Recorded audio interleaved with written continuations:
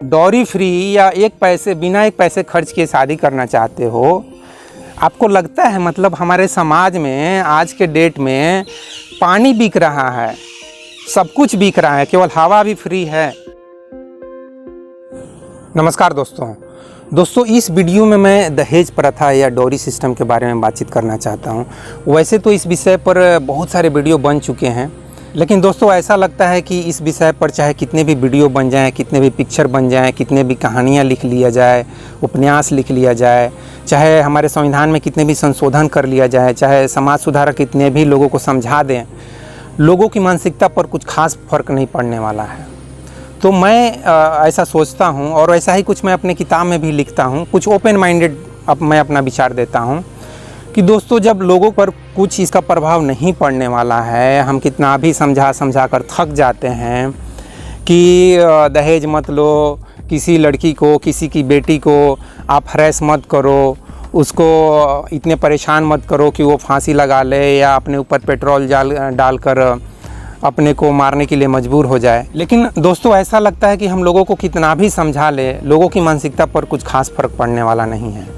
तो मैं ऐसा सोचता हूँ कि हम क्यों नहीं इस बात को स्वीकार ही कर लें कि हमें अगर अपनी बेटी की शादी करना है या अपनी बहन की शादी करना है, जैसे कि मुझे भी अपनी बहन की शादी करनी पड़ी थी, तो हम ये मान ही क्यों नहीं लेते हैं कि बिना पैसे खर्च किए हम अपनी बहन की या अपनी बेटी की शादी नहीं कर सकते हैं। लोग तो इस चीज़ को स्वीकार कर ही लिए हैं। भले ही संविधान में लिखा गया है कि दहेज लेना और देना अपराध है, लेकिन रियल लाइफ में क्या ऐसा हो रहा है? ऐसा नहीं हो रहा है। ये बात को नेता भी जानते हैं, ये बात को संविधान लिखने वाले या उसके संशोधन करने वाले भी जानते हैं, जज और वकील भी जानते हैं, सभी लोग जानते हैं, पुलिस डिपार्टमेंट भी जानता है, IAS IPS सभी लोग जानते हैं। सब लोग इस चीज़ को स्वीकार कर लिए हैं कि भैया अगर अपनी बेटी या बहन की शादी करनी है तो हमको लड़के के अनुसार हमको अपने पैसे खर्च करने हैं। हमें ग्रुप D का लड़का चाहिए, ग्रुप C का चाहिए, ग्रुप B का चाहिए या ग्रुप A का चाहिए। मतलब वो महीने में 30,000 कमा रहा है या 60,000 कमा रहा है या 1 लाख कमा रहा है या 1 करोड़ कमा रहा है, उसी के हिसाब से हमको उसका एक तय दाम देना है। इस चीज़ को हमने स्वीकार कर लिया है। ये ओपन ट्रूथ है। इसमें कोई भले ही लोग चोरी चुप के बात करें, नहीं दीवालों के भी कान होते हैं यार, चुप के बात करो, ऐसे चुप के किसी को कानों कान खबर नहीं लगना चाहिए। लेकिन ये ओपन ट्रूथ है, सबको मालूम है कि समाज में क्या हो रहा है। तो मैंने भी इस चीज़ को स्वीकार ही कर लिया था। जब मैं अपनी बहन की शादी करने के लिए मैंने खुद पर्सनली कम से कम 4 जगहों पर गया हूँ। हर एक जगह वही है हिसाब किताब, लड़के का क्या वैल्यू है, लड़का कितना पैसा कमा रहा है, लड़की क्या पढ़ी लिखी है, लड़की की हाइट क्या है, रंग क्या है, हर एक चीज़ का हिसाब किताब है। उसी के अनुसार दाम तय होता है, लड़की का भी एक वैल्यू तय होता है, लड़के का भी एक वैल्यू तय होता है। और जहाँ पे एक मैच बैठता है, वो मैच बाद में वो उसका क्या राशि और ये सब जो कुंडली होता है वो सब बाद में मैच किया जाता है। सबसे पहले लंबाई, चौड़ाई, मोटाई, ऊंचाई, पैसा, पावर, प्रॉपर्टी, प्रेस्टीज, ये सब को पहले मैच किया जाता है और उसके बाद शादी तय हो जाती है। बाद में वो मेष राशि और कुंभ राशि क्या राशि है वो सब बाद में मैच किया जाता है। ये ओपन ट्रूथ है दोस्तों। ये मैं कोई बनी बनाई बात नहीं कर रहा हूँ, ये सबको मालूम है, क्योंकि उसी चीज़ से तो मैं भी गुजरा हूँ दोस्त। मैं भी अपनी बहन की शादी के समय वो सब चीज़ों को फेस किया हूँ।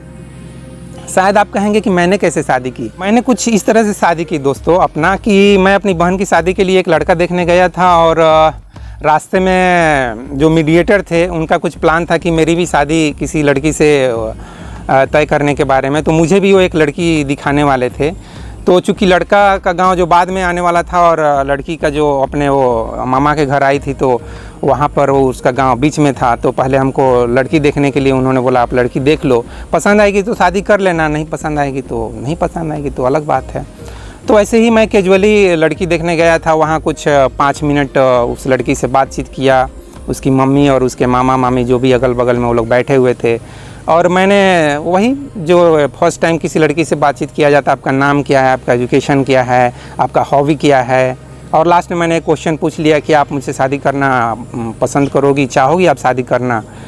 आपको कोई एतराज़ तो नहीं है? ये क्वेश्चन मैं इसलिए पूछ लिया था कि कहीं ऐसा ना हो कि हम दिल दे चुके सनम या कुछ होता है कि जैसा कहीं बाद में ऐसा ना हो कि मालूम पड़े कि लड़की का कहीं कुछ अफेयर चल रहा है और बाद में मुझे भी अजय देवगन के जैसा ऐश्वर्या राय को सलमान खान के पास पहुंचाना पड़ रहा है, या सलमान खान को अपना मन छोटा करके काजोल को शाहरुख खान के पास पहुंचाना पड़ रहा है। पिक्चर में ऐसा देखते हैं ना।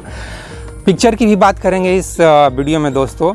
तो इसलिए मैंने लड़की से खुलेआम पूछ लिया कि आपको मुझसे शादी करने में कोई एतराज़ तो नहीं। इस तरह से मैंने ओपनली उससे बात कर लिया। इवन इस चीज़ को मैंने फ़ोन पर भी बाद में पूछा कि कहीं ऐसा ना हो कि अपने मम्मी और रिश्ते नाते के बीच में उसे हिचकिचाहट हुई होगी और वो जानबूझकर बोल दी होगी कि हाँ मुझे कोई एतराज़ नहीं है, मैं आपसे शादी करूँगी। तो मैंने फ़ोन पर भी पूछ लिया। रिटन में उस समय लेटर भी चलते थे, 2000 की बात है। तो मैंने हर एक ढंग से कन्फर्म कर लिया कि वो शादी मुझसे करेगी और मैं भी तैयार हो गया।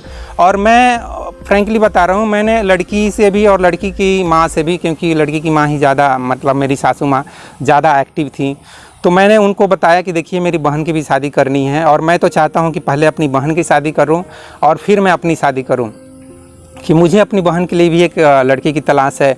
आपको इस चीज़ में थोड़ा सा मुझे मदद करनी चाहिए। मैंने ऐसे फ्रैंकली बताया और उन्होंने मेरी मदद भी की।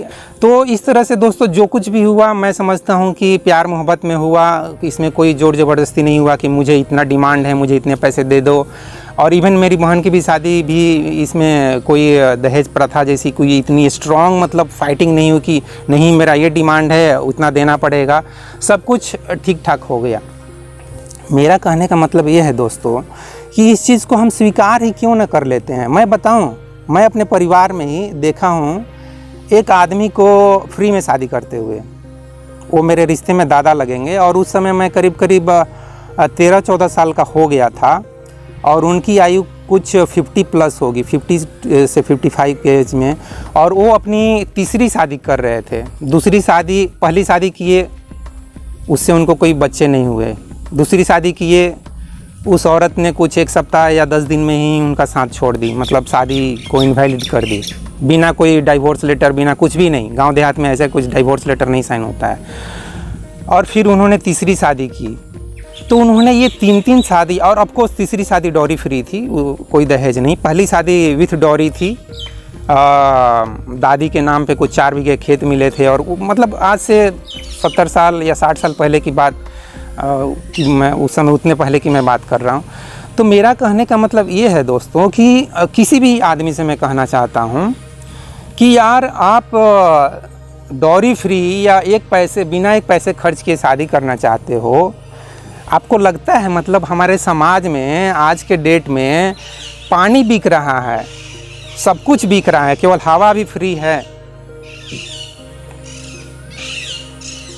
तो पानी का बोतल बिक रहा है और आप चाहते हो कि आपकी बेटी की शादी कोई IAS, किससे शादी करना चाहते हो? यहाँ यह भी हिसाब किताब है। आप अपनी बेटी की शादी किससे करना चाहते हो? मैं भी अपनी बहन की शादी IAS से करना चाहता था, लेकिन एक बेरोजगार, उस समय वो क्या बोलेंगे, बेरोजगार से शादी करनी पड़ी। नहीं कमाते थे वो कुछ, बाद में वो कुछ प्राइवेट जॉब करने लगे और कुछ आज के डेट में 20-25 हज़ार रुपये कमाते हैं। किसकी इच्छा नहीं होती है यार? मेरी भी इच्छा है प्रियंका चोपड़ा से शादी करने की, हो जाएगी शादी। प्रियंका कुमारी से क्यों शादी करना है? मेरी वाइफ का नाम है प्रियंका कुमारी। क्यों एक नॉर्मल एक ऑर्डिनरी लड़की से शादी कर लेना? क्यों? हर एक चीज़ का यहाँ नाप तोल है दोस्त। आप क्या बात करते हो? फ्री में शादी कौन करेगा? कौन करेगा फ्री में शादी? मेरे दादा ने फ्री में शादी किया एक। क्यों फ्री में शादी किए? क्योंकि उनको अपने क्या बोलेंगे, स्पर्म से पैदा किया हुआ लड़का चाहिए। ये है मतलब, अगर एकदम क्या बोलेंगे, रफ लैंग्वेज में बोलेंगे तो ये है सच्चाई। और वही दादा, करोड़पति दादा, जो महीने में 50-60 हज़ार कमाते होंगे आज से 40 साल पहले, उनसे मैंने सिर्फ एक बार लेटर में लिख के 1000 रुपये मांगे थे। उस समय पटना में मैं पढ़ाई कर रहा था, IIT की तैयारी कर रहा था। 1000 रुपये मैंने अपने पढ़ाई के लिए मांगे थे। उस लेटर का उन्होंने कोई जवाब तक नहीं दिया। क्या आप निष्कर्ष निकालते हो इन सब चीज़ों से? कोई क्यों पैसा देगा आपको? रिश्ते में लगने वाला दादा, जो करोड़ों की संपत्ति है उनके पास, उनसे मैंने एक बार 1000 रुपये पढ़ाई के लिए मांगे, उसके लिए उन्होंने कोई जवाब तक नहीं दिया। और वो वहीं पर अपने पैदा किए हुए बच्चे को पढ़ाने के लिए नागपुर भेजेंगे, यहाँ वहाँ जहाँ तहाँ हज़ारों लाखों रुपए खर्च करेंगे, 3-3 शादियाँ करेंगे। किस लिए यार? ये पूरा समाज, पूरा परिवार, समाज को छोड़ो, एक परिवार की मैं बात कर रहा हूँ, अपने परिवार की मैं बात कर रहा हूँ। मैंने अपने परिवार में ही सब कुछ ड्रामा देख लिया यार। ये बड़ी बड़ी बातें ना, वसुधैव कुटुम्बकम, दिस वर्ल्ड इज़ फैमिली, इतनी ये बकवास बात है, इतनी मैं अपने जॉइंट फैमिली में देखा कि कितनी ये फालतू बकवास है। तो किस लिए सोचना कि अपनी बेटी की शादी, अपनी बहन की शादी हम फ्री में कर लें? कौन करेगा ये? मतलब जो जज और वकील करेंगे, जो लिखते हैं कानून, वो करेंगे कि नेता लोग करेंगे? नेता लोगों से आप केवल यही उम्मीद करो ना, नेता लोग को बस यही बोलो कि सर आप लोग ना जितनी भी लड़कियां हैं उन सबको एम्प्लॉयमेंट दे दो, सबको रोजगार दे दो, सबको ग्रुप सी, या अनपढ़ है तो ग्रुप डी का नौकरी दे दो, बस हो जाएगा, समस्या का समाधान हो जाएगा, दहेज प्रथा ख़त्म हो जाएगी। वो कैसे ख़त्म हो जाएगी? बहुत सिंपल है यार।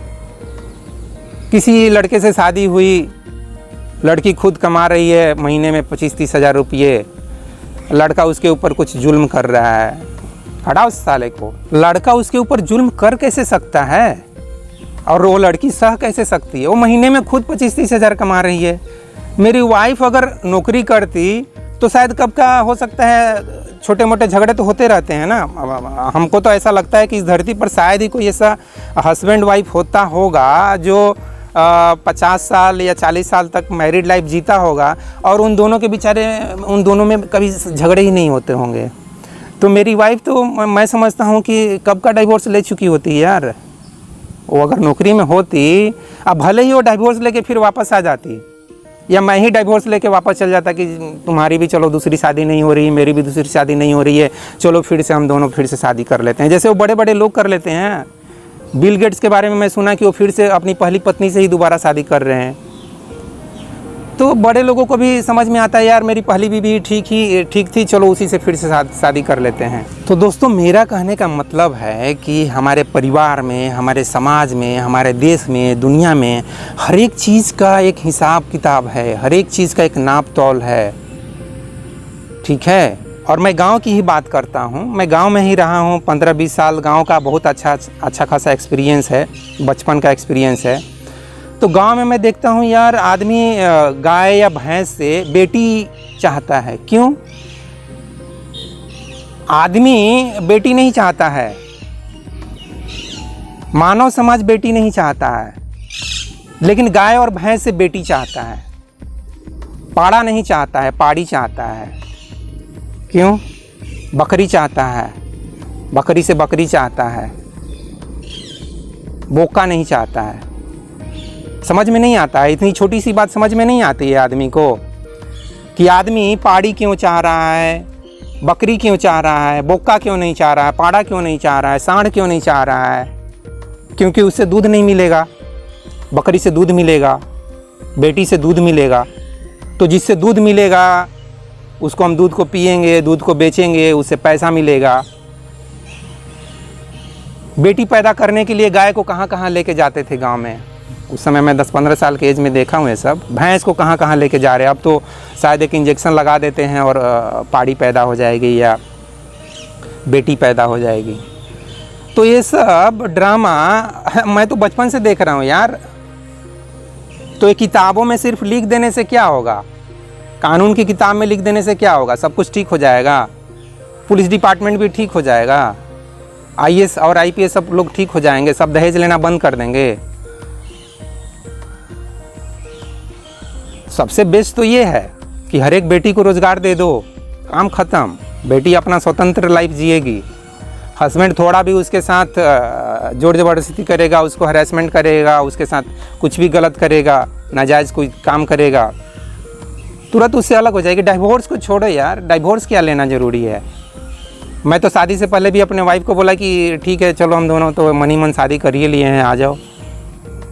और गुस्सा होती है तो डिवोर्स का भी बात निकल जाता है, लेकिन वो 1 दिन 2 दिन रहता है और उसके बाद फिर सब कुछ ठीक हो जाता है। तो मेरा कहने का मतलब ये है दोस्तों कि जो चीज़ को हमने स्वीकार कर लिया है कि नहीं भैया बिना पैसे खर्च किए हमको कोई क्लर्क नहीं मिलेगा, आईएएस की तो बात छोड़ो, वही तो मैं बोला कि मैं प्रियंका कुमारी से क्यों शादी करूंगा यार, प्रियंका चोपड़ा से कर लेता। अब प्रियंका चोपड़ा तो ऑफर भी की थी मुझसे शादी करोगे, पिक्चर है ना, अक्षय कुमार और उसमें सलमान खान थे। तो प्रियंका चोपड़ा क्या मुझसे शादी करेंगी? प्रियंका चोपड़ा शादी करेंगी तो किससे करेंगी? सलमान खान से करेंगी, अक्षय कुमार से करेंगी, और उनका कुछ हस्बैंड का नाम है जोनस, उनसे शादी करेंगी। जो करोड़पति हो, अरबपति हो, पावर प्रॉपर्टी प्रेस्टीज पर्सनालिटी के मामले में उसकी एक अहमियत हो, इंडिया और वर्ल्ड में उसका नाम हो, वैसे से शादी करेंगी ना प्रियंका चोपड़ा, चाहे कोई भी। तो हर एक चीज़ का यहाँ हिसाब किताब है यार, हम फ्री में क्यों चाहते हैं? वो पटना के खान सर हों चाहे कहीं के भी खान सर हों, कोई कुछ भी हो, सिर्फ मुंह से बोल देने से हो जाएगा कि दहेज बंद करो, दहेज मत लो, बस दहेज खत्म, चिड़िया उड़ गई। और दोस्तों सच्चाई यह भी तो है ना कि ये दहेज प्रथा के कारण, डॉरी सिस्टम के कारण गरीब, बेरोजगार, किसान, lower class, lower middle class, चाहे मिडिल क्लास, ये लोग परेशान है भाई। अमीर लोग कहाँ परेशान है? अमीर लोग तो अपनी बेटी की शादी में यार करोड़ों रुपये धूमधाम से खर्च करते हैं। वो तो चाहते हैं कि कितना हम खर्च करें, एरोप्लेन में उड़ा के वहाँ से फूल माला बरसा के शादी करेंगे, एरोप्लेन में उड़ के शादी करेंगे, पूरी बारात एरोप्लेन में उड़ के जाएगी, बड़ा सा 50 बीघा खेत में मंडप होगा। तो अमीर लोग तो यार इस तरह से शादी करना चाहते हैं। वो लोग तो चाहते हैं कि डॉरी सिस्टम कभी ख़त्म ना हो। अमीर लोग तो ऐसा चाहते हैं, अरे डॉरी सिस्टम ख़त्म हो जाएगी तो हम अपनी बेटी की शादी में ये 1 किलो का हार और यहाँ ये सब कैसे पहनेंगे, सोना का हार, डायमंड का हार, ये सब कैसे पहनेंगे, करोड़ों का शूट, और उसमें बड़े बड़े वीआईपी आएंगे, एमएलए एमपी, बड़े बड़े महान लोग आएंगे, हीरो हीरोइन आएंगे, हमारा नाम होगा, अखबार में छपेगा, पेज 3 में छपेगा। बड़े बड़े लोग तो ये डॉरी सिस्टम रखना चाहते हैं यार। तो इससे परेशानी किसको? गरीबों को है। तो गरीबों की परेशानी से ज़्यादा किसी को मतलब नहीं है। आप गरीब हो तो फिर पैसे कमा के अमीर बनो, फिर आप भी अपने बेटी की शादी में करोड़ों रुपए खर्च करना, यह भी कोई ऑप्शन है। अमीर बन जाओ, सबसे आसान होता है नेता बनना, एमएलए एमपी बनना सबसे, उसमें पढ़े लिखे भी नहीं हो तो चलेगा। तो एमएलए एमपी वाला लाइन पकड़ लो और उसमें अमीर बनो और फिर अपनी बेटी की शादी में करोड़ों रुपये खर्च करना। आप बोलोगे कि मैं यार ये कैसी फालतू बात कर रहा हूँ। फालतू बात कहाँ है यार? बहुत सारे गरीब और बेरोज़गार लोग को देखो, वो लोग नेता बने हैं, उनका बैकग्राउंड जाके चेक करो, कितने पढ़े लिखे हैं, उन्होंने कितने आईएएस एग्ज़ाम पास किए हैं, वो चेक करो उनके। तो दोस्तों मेरी समझ से तो हम सभी को इस चीज़ को स्वीकार कर ही लेना चाहिए कि दहेज प्रथा भैया ख़त्म होने वाली नहीं है, डॉरी सिस्टम ख़त्म होने वाला नहीं है, ठीक है। अब इसका और समाधान क्या किया जा सकता है? समाधान दोस्तों यही किया जा सकता है मेरे हिसाब से, आप ऐसा ही सोच लो। मैं हर एक युवा से ये बात कहना चाहता हूँ कि यार शादी से पहले जो भी आपको हिसाब किताब करना है, जो भी आपको मेष राशि, कुंभ राशि, कुंडली जो भी मैच करना है वो कर लो। लड़का लड़की को एक दूसरे का लंबाई, चौड़ाई, मोटाई, ऊंचाई, हाइट, पावर, प्रॉपर्टी, प्रेस्टीज, जो भी देखना है देख लो, हॉबी और क्या क्या होता है ना, वो सब कुछ मैच कर लो। मुझे तो इतना मैच करने का मौका नहीं मिला, लेकिन हाँ मैं अपने बेटे को बोलता हूँ, ये अच्छा याद आया, मैं अपने बेटे को बोलता हूँ कि देख बेटा, मेरा और मम्मी के बीच में तो देखता है ना कभी कभी कैसे छोटी छोटी बात पर तू होने लगता है, तू मैं, तो हम दोनों का तो अरेंज मैरिज हुआ है। तुम भैया कम से कम ऐसी लड़की से शादी करना जहाँ पर कम से कम तू मैं हो। उसका हाव स्वभाव क्या है, उसका कैरेक्टर कैसा है, उसका क्या उसको बोलते हैं, हॉबी क्या है, उसका खाने पीने का कैसा है, ये सब कुछ थोड़ा मैच कर लेना, थोड़ा चेक कर लेना। जैसे कि वो बोलते हैं ना लिव इन रिलेशनशिप, तो लिव इन रिलेशनशिप के लिए तो मैं नहीं बोल रहा हूँ कि लिव इन रिलेशनशिप में ही रहने के बाद शादी करो, लेकिन मैं उससे ज़रूर ये कहता हूँ कि भैया ये सब थोड़ा सा चेक कर लेना, ताकि ये डेली का, चाहे सप्ताह का या महीने का, या कभी कभी जो खटपट होता है ना हस्बैंड वाइफ के बीच में, वो कम हो, या ऐसा ना हो कि डाइवोर्स लेने का नौबत आ जाए। ये चीज़ मैं अपने बेटे को अभी से समझाता हूँ। अभी वो 20 साल का है, भले ही आईआईटी से पढ़ रहा है, लेकिन ये सब अलग ही मैटर है यार। यहाँ आईएएस का भी डाइवोर्स होता है। अभी रिसेंटली टीना ढाबी का डाइवोर्स वाला मैटर बहुत हाईलाइट हुआ था। तो ऐसा नहीं है कि आईएएस लोग बहुत ज़्यादा इंटेलिजेंट है और उनका डाइवोर्स नहीं होता है। यहाँ एलोन मस्क साहब जो कि पूरे वर्ल्ड के इंटेलिजेंट आदमी हैं, वर्ल्ड के क्या उसको बोलेंगे, पैसे कमाने के मामले में, कोई इन्वेंशन करने के मामले में आज के डेट में सबसे इंटेलिजेंट आदमी है एलोन मस्क। उसके पहले बिल गेट्स साहब भी बहुत इंटेलिजेंट आदमी थे। तो आज के टाइम पे तो एलोन मस्क छाए हुए हैं। तो एलोन मस्क का भी डाइवोर्स होता है, बिल गेट्स साहब का भी डाइवोर्स होता है। तो इस तरह से बड़े बड़े लोगों का जो पैसे कमाने के मामले में, चाहे कोई इन्वेंशन करने के मामले में, चाहे थिंकिंग के मामले में बहुत ही इंटेलिजेंट हैं, बहुत ही शार्प माइंडेड है, लेकिन उनका भी डाइवोर्स हो जाता है। तो आईएएस और इनका क्या कहना है, आईएएस और एलोन मस्क का तो कोई कंपैरिजन ही नहीं है।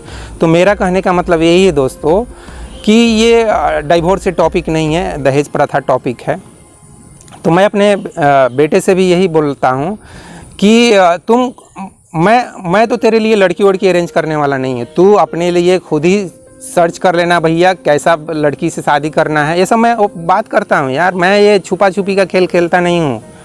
भले ही लड़का चुपचाप से सुनता तो है कम से कम, ऐसा तो नहीं बोलता है फालतू बात मेरे से मत करो। तो मैं ये बात बोल रहा था दोस्तों युवा पीढ़ी के दोस्तों से, और मैं भी कुछ अभी बुढ़ा नहीं हुआ हूँ, ठीक है। और मेरे तीसरे दादा तो 50 साल के एज में शादी किए थे, मैं तो अभी 40+ ही हूँ। तो जो भी हो, मजाक की बातें छोड़ देते हैं। और दोस्तों मेरे जो करोड़पति दादा हैं उनकी एक बात तो मैं बताना ही भूल गया।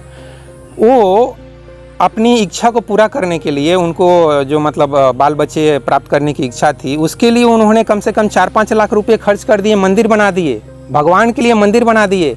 ये सब देखता हूँ तो मुझे अजीब लगता है यार। मैं अपने ही परिवार में क्या क्या चीज़ देखा हूँ कि एक आदमी जो रिश्ते में लगने वाले नाती को, मैं नाती उनका लगूंगा, ग्रैंडसन, उसको वो 1000 रुपये देने के लिए उचित नहीं समझे। वो भी एक बार मैंने मांगा था, मैंने दोबारा, एक बार जब नहीं दिए तो दोबारा कैसे मांग सकते हैं। मुझे पढ़ाने में उन्होंने कभी इंटरेस्ट नहीं लिया, और वो आदमी अपने क्या बोलूँ, सेक्स सिस्टम के थ्रू बोल दूँ, अपने सेक्स सिस्टम के थ्रू बच्चा प्राप्त करने के लिए 3 शादी किए, 5 लाख खर्च करके मंदिर बनवाए। ये है हमारा समाज, ये है हमारे लोगों की वास्तविक हकीकत। तो दोस्तों यह है हमारे परिवार और समाज के लोगों की सच्चाई, उनकी मानसिकता कि किस तरह से लोग ज़िंदगी जीते हैं, किस तरह से मेरा बेटा, मेरी बेटी, मेरा सब कुछ, इस मानसिकता से कैसे लोग जीते हैं। इस सच्चाई को इस अस्तित्व ने, इस गॉड ने या इस भगवान ने मुझे अपने परिवार में ही दिखाया, सब कुछ दिखा दिया मुझे अपने परिवार में ही। आप मुझसे कैसे एक्सपेक्ट कर सकते हो दोस्तों कि मैं अच्छी अच्छी बातें करूं, गुड्डी गुड्डी बातें करूं। मैं कैसे बोल सकता हूं कि फ्री में शादी करो, दहेज प्रथा बंद कर दो। मैं कोई फालतू का आदमी नहीं हूं, फालतू बात करने वाला नहीं हूं। ये जो भी इस तरह की बातें करते हैं ना, मैं उन सबको एक तरह से फालतू बात करने वाला इंसान बोलता हूं। कोई भी हो, चाहे दुनिया का सबसे महान आदमी क्यों ना हो, जो चीज़ प्रैक्टिकल नहीं है, जो चीज़ हमारे समाज में नहीं पॉसिबल है, उसके बारे में अगर कोई बातचीत कर रहा है, गुडी गुडी केवल बातें कर रहा है, अच्छी अच्छी मिठाई के जैसे चाशनी मिला के बातें कर रहा है, मैं उसको बोलता हूँ वो फालतू बात कर रहा है। चाहे वो धार्मिक गुरु हो, चाहे आध्यात्मिक गुरु हो, चाहे कोई भी हो, चाहे कानून का बात करने वाला हो, चाहे टीचर हो, कुछ भी हो। जो चीज़ समाज में नहीं हो सकता है और नहीं हो रहा है, और हज़ारों सालों से लोग चोंचले बजा रहे हैं, और जो चीज़ नहीं हो रहा है, चोंचले बजाने बंद करो ना। जो चीज़ हो सकता है वही चीज़ बात करो ना। और मैं वही चीज़ बात करना चाहता हूँ जो हो सकता है। क्या हो सकता है दोस्तों? यह हो सकता है कि यार लड़का लड़की दोनों से कहता हूँ, और लड़का लड़की के माँ बाप से भी कहता हूँ कि यार शादी से पहले आप जो भी लंबाई, चौड़ाई, मोटाई, ऊंचाई, height, power, property, Prestige, power, पैसे, जो कुछ भी देखना है, पर्सनालिटी, आईएएस, आईपीएस और ग्रुप सी, ए, बी, सी, डी, जो कुछ भी देखना है, कितना पैसा है, कितना खेत है, कितना ज़मीन है, कितने घर है, कितने बिल्डिंग है, सांवला है, गोरा है, काला है, कितना लंबा है, नाटा है, सब कुछ देख लो। सब कुछ देख के अच्छे से सामने में बैठ के अच्छे से चेक कर लो, ठीक है? खुद चेक कर लो सब कुछ। लेकिन दोस्त चेक करने के बाद ना, जब शादी कर लेते हो, जो कुछ भी लेन देन कर लेते हो, उसके बाद दोस्त झगड़ा लड़ाई मत करो। मैं यही कहना चाहता हूँ, एक दोस्त के नाते कहना चाहता हूँ। जो कुछ भी लेन देन करना है एकदम क्लियर बोल दो कि देखो मैं ये लेना चाहता हूँ, ये लेना चाहता हूँ, ये गाड़ी, ये घोड़ा, ये बंगला, ये वो सब कुछ बात कर लो। लेकिन ये सब कुछ लेने के बाद, लेन देन सब कुछ होने के बाद, उसके बाद अगर आप लड़की को मतलब अपनी बीवी को कभी टॉन्ट मारते हो या कुछ भला बुरा बोलते हो, या आपकी माँ बोलती है या आपके पिताजी बोलते हैं, ये गलत है दोस्त। ऐसा कुछ बोल के अपनी बीवी को नाराज़ करते हो, उसके दिल को दुख पहुंचाते हो, ये सब गलत है। ऐसा मत करो। मैं बस यही कहना चाहता हूँ। ये पूरा वीडियो का सारांश है कि यार सब कुछ देखभाल कर लिए, सब कुछ लेन देन कर लिए, जैसे नहीं शूट हो रहा है तो मत शादी करो ना। मैं ये भी कहता हूँ, सर्च करते रहो, सलमान खान जैसा बन जाओ, 60 साल के एज में भी शादी कर लो, कोई दिक्कत नहीं है। जैसे मेरे दादा 55 साल के एज में शादी किए ना, वैसे आप भी करो। जब तक मैच नहीं, परफेक्ट मैच नहीं होगा, मैं शादी नहीं कर रहा हूँ। बहुत अच्छी बात है। मेरा एक दोस्त भी ऐसे ही कुंवारे रह गया, वो कुछ अभी 40-45 साल का हो गया, नाम नहीं बताऊँगा, मेरा बैचमेट है, मेरे साथ जॉब करता है। तो चाहे बिहार में रहता तो कब की शादी हो जाती। यार अच्छा खासा पैसे कमा रहे हो, 60-70 हज़ार रुपये कमा रहे हो महीने का, शादी करो यार। मैं उसको बोला यार शादी कर ले, क्या है ऐसे अनमैरिड लाइफ जी रहा है, शादी करना चाहता है ना। बोलता है हाँ मैं शादी करना चाहता हूँ। तो कर लेना फिर। नहीं सूटेबल लड़की नहीं। अबे सूटेबल क्या, सूटेबल इतना परफेक्ट क्या, ऐश्वर्या राय सबको प्रियंका चोपड़ा चाहिए क्या? मैं ऐसे उसको ऐसे बात करता हूँ।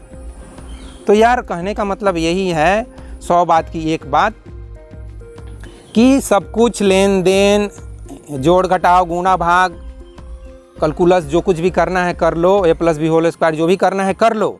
लेकिन वो सब करने के बाद लड़ाई झगड़े मत करो यार दहेज के नाम पर। फिर ये नहीं कि यार मैंने सोचा था कि मुझे ये मिल जाएगा, मैं सोचा था कि मुझे वो वाला कार चाहिए था, BMW चाहिए था, या मुझे तो फ्लाइट चाहिए था। ये सब उसके बाद मत ये सब टॉन्ट मारना शुरू करो यार। ये चीज़ गलत है यार। उसके फिर वो आपकी वाइफ नाराज़ होगी। मैंने यार कभी ऐसे नहीं, अपने वाइफ को कभी ऐसे नहीं बोला। तो यार मैं यही कहना चाहता हूँ, प्रिय वीडियो के अंत में मैं यही कहना चाहता हूँ, हर एक जुआ से यह बात कहना चाहता हूँ कि दोस्त आप सब कुछ हिसाब किताब करने के बाद शादी कर लो, वैसे ही करो जैसे कर रहे हो। हिसाब किताब करने के बाद वैसे ही कर लो। आपके माँ बाप भी खुश रहेंगे, लड़की के भी माँ बाप खुश रहेंगे। ऐसा नहीं है कि लड़की के माँ बाप बहुत दुखी होकर दहेज देते हैं, ऐसा नहीं है। ऐसा नहीं है कि मेरी वाइफ के माँ बाप दुखी हो गए कि यार मैं शादी में, बल्कि मैं तो बोला था यार मंदिर में शादी कर लेते हैं। मालूम है मैं और फाइनली मेरी शादी मंदिर में ही हुई। किस लिए? वो पैसे क्यों फालतू में खर्च करने हैं। बल्कि मैं तो बोल रहा था कोर्ट मैरिज कर लेते हैं, छोड़ो ये मंदिर में भी खर्च होंगे, कोर्ट मैरिज कर लेते हैं, या एक होटल में आते हैं, तुम 2-4 अपने फैमिली रिलेशनशिप में रिलेटिव के साथ आओ और मैं अपने कुछ रिलेटिव्स के साथ आऊँगा, माँ बाप के साथ आऊँगा, और एक माला तुम ऐसे पहना, एक माला हम पहना देंगे और शादी हो गई, तापड़ी पार देंगे 2-4 लोग, बस हो गई शादी यार। और क्या करना है? कुछ पंडित को भी बुलाने का ज़रूरत नहीं है, कुछ भी नहीं। मैंने तो ऐसे ही बोला, कुछ भी नहीं यार, हम दोनों ही आपस में ऐसे ही शादी हो गई, बस हो गई।